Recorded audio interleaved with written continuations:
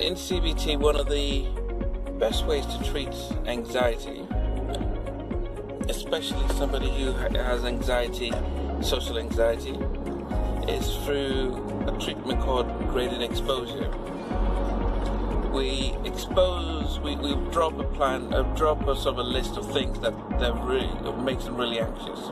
Maybe standing in front of a class, walking into a crowded room, going to a dance, getting on a bus, being in like a large supermarket, shopping centre, having to go and pay for, going to a shop and have to pay for things on their own. So we kind of draw that list, and then we start small and say, okay, let's see how we can slowly just expose you to some things that make you anxious, but not the big stuff. And just try and program, just get your body get used to being anxious, and then realizing it's not as bad as you thought. And that's amazing. Cause I grew up shy, and that's probably due to my dyslexia, where I just had self-consciously, I just felt people were always picking on me and looking at me and thinking the worst of me because of how poorly I was doing in school.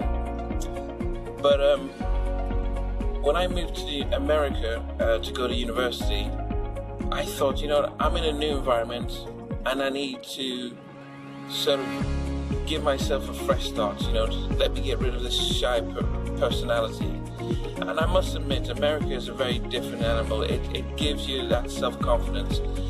So I put myself forward to a lot of things. I remember making my campaigning and running for student body president, and I won twice.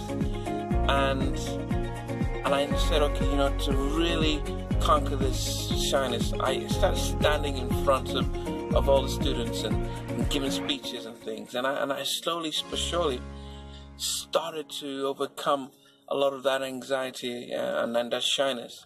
I was also a radio DJ in university, and that was in itself a struggle, just having to put your voice out there and people know who you are and things. But the more I did that, the more I felt more confident in within myself. The more I said, I need to stop pushing and challenging myself.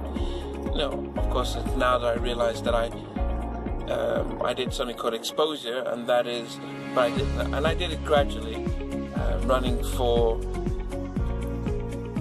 student body president, being then in a group of people I don't know, having to campaign, having to put myself out there. But the more I did that, the more I was able to overcome, because in secondary school I could not enter a classroom if I was the only last person in. I was very conscious of what I was wearing, what people thought about me. And then here I am now, years later, putting myself out there, standing in front of everybody to be criticized and scrutinized. But it wasn't a big deal, because I believed I had something valuable that they needed to hear. And I actually felt better about myself. I said, people would want to be in this situation where I'm at, so I don't need to be afraid. But I had friends who supported me in that journey, and that's always going to be key when we're working with kids with anxiety or repression or low mood or whatever we're dealing with. It's having family, having friends, having a support network to help them through that. Because in therapy, I may have somebody for an hour a week, but then they're going to spend most of the time at home with their family and friends, and they're going to need that support when trying to overcome that and manage their treatment.